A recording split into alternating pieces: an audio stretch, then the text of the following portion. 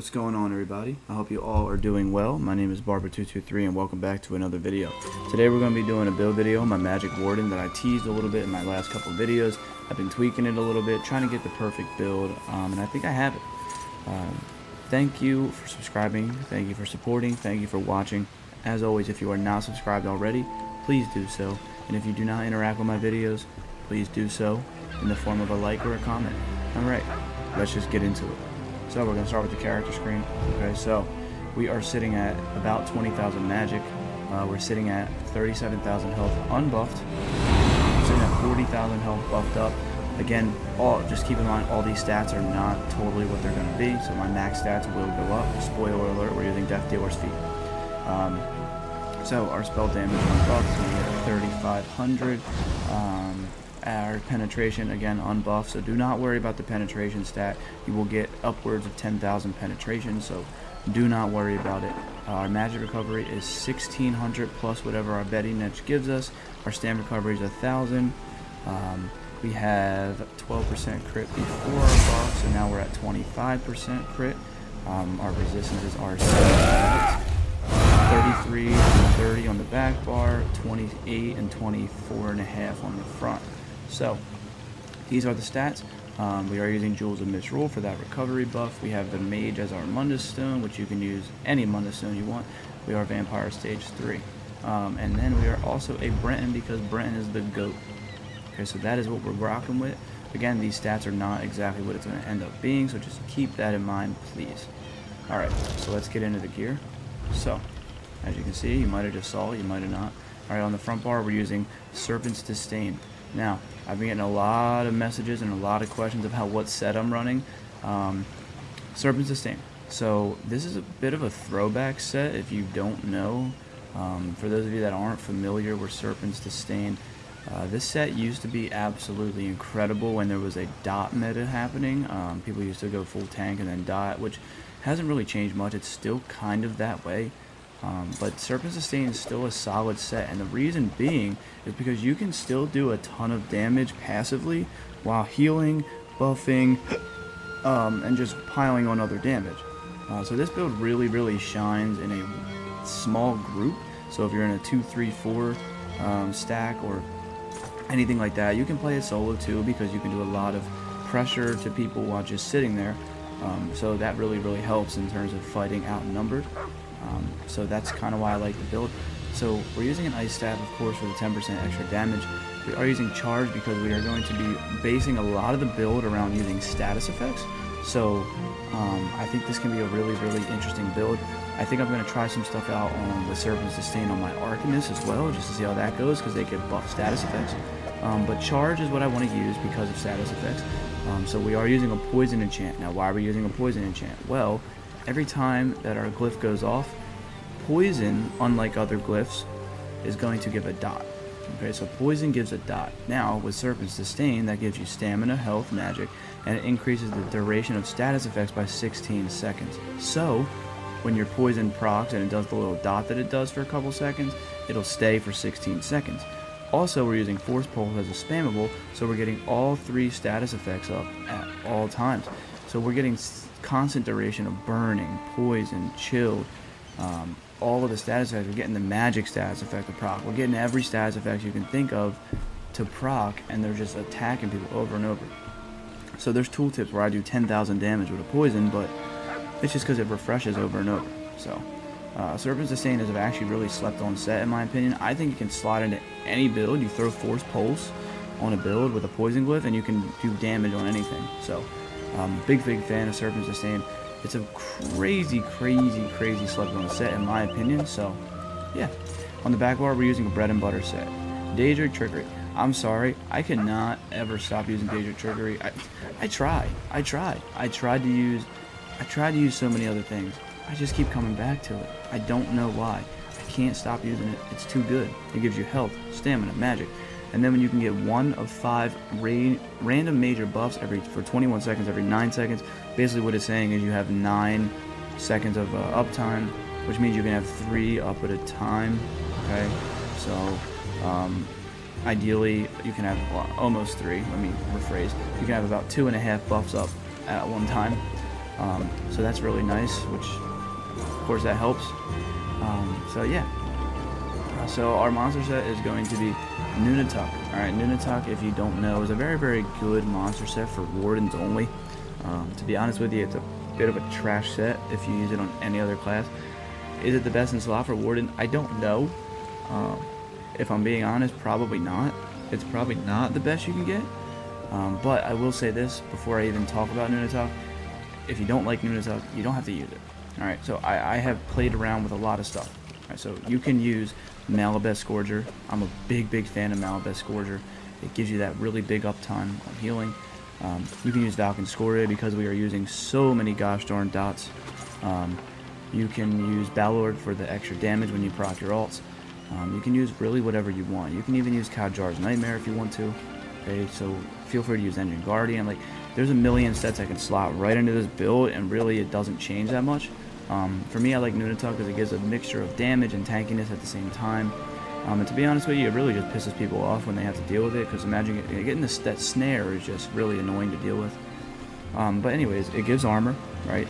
And then it also is going to create a thing on the ground that's going to do frost damage every second. It snares people, they then immobilize them, and then it applies Major Brittle.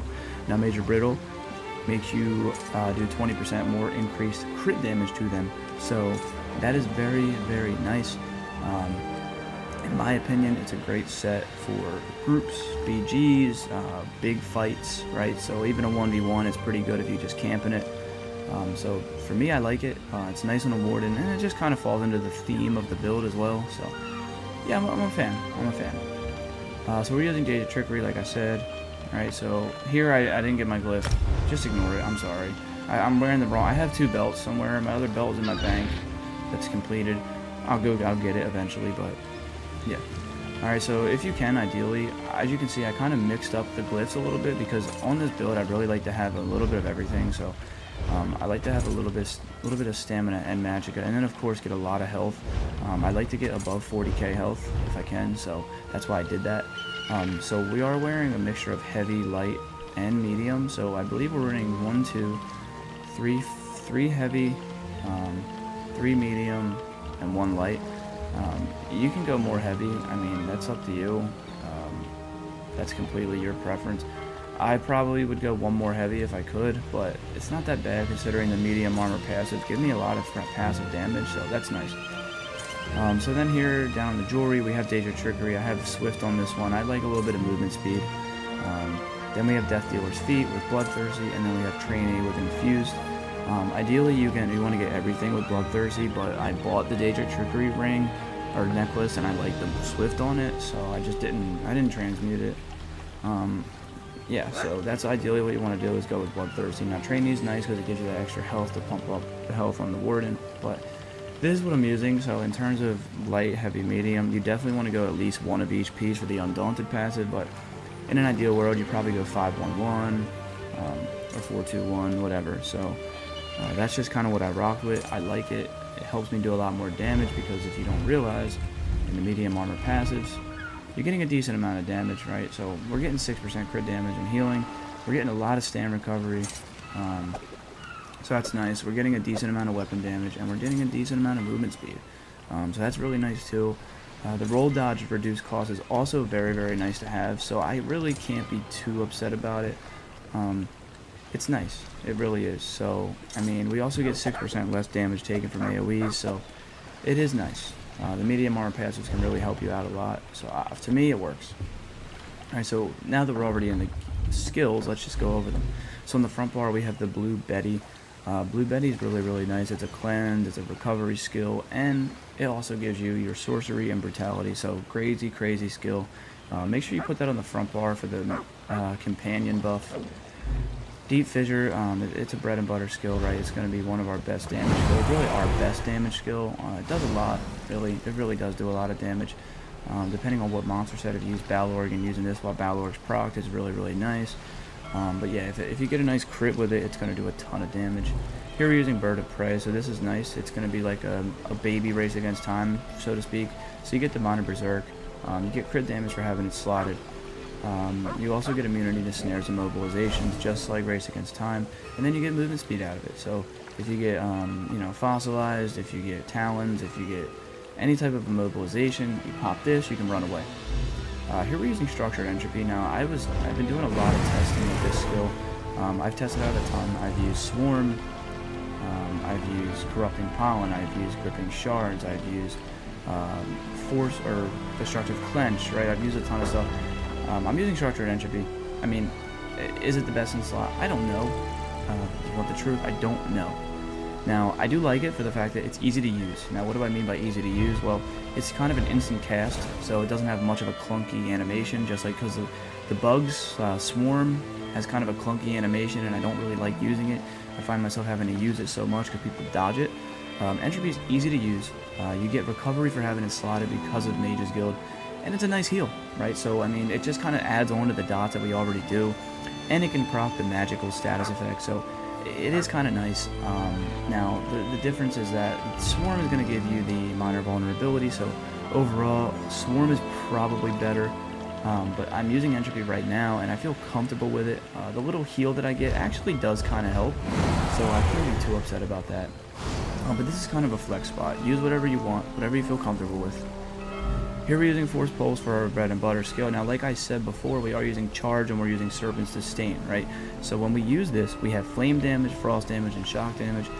All of these three things are probably going to proc the status effect pretty much every time. So that 6k that this does is probably up by a decent amount, probably a couple thousand because of our status effects.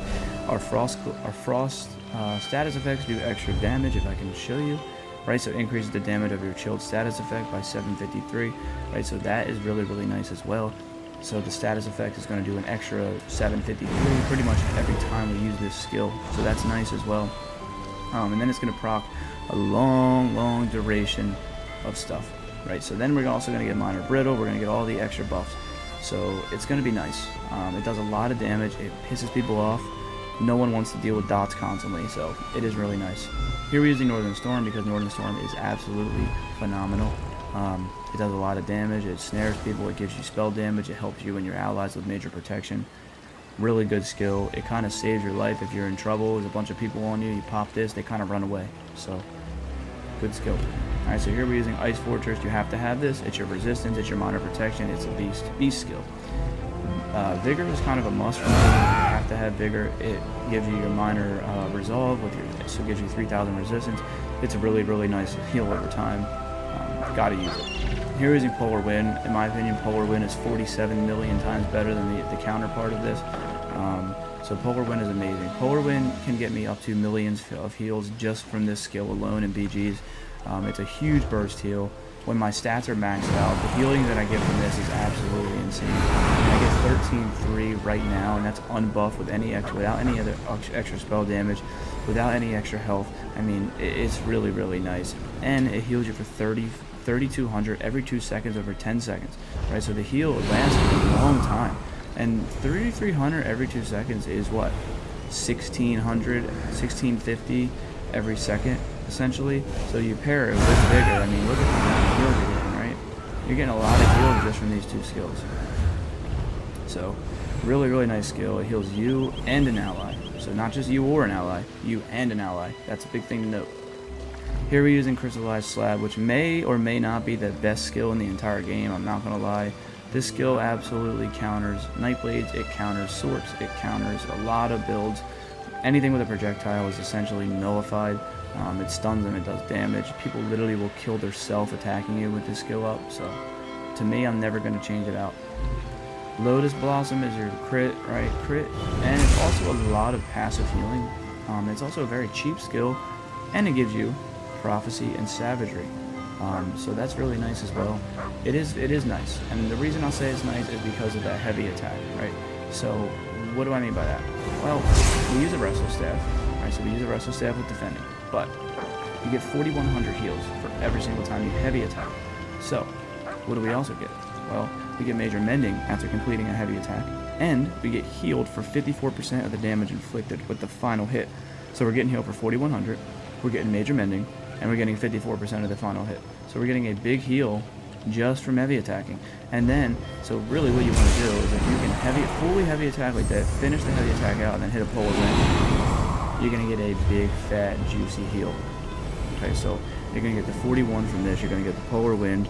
You're going to get the major mending buff on the polar wind, and you're going to get the heal from the final tick.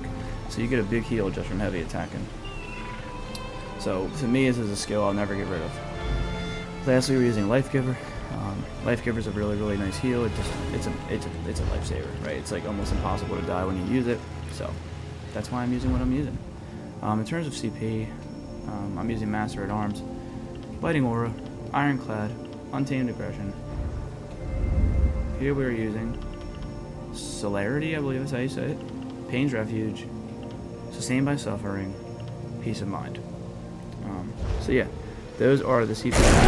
Change it as you feel see fit. I don't really know exactly what the best in slot is in terms of this. I try my best with my CP, but at the end of the day, I mean, I'm here to play, have fun, and hopefully play well. So, but yeah, that's the build, guys. I hope you enjoyed it. As always, make sure you like, comment, subscribe. I hope you all have an amazing day. Thank you for your ongoing support. It means the world to me. Have a good day. Peace out.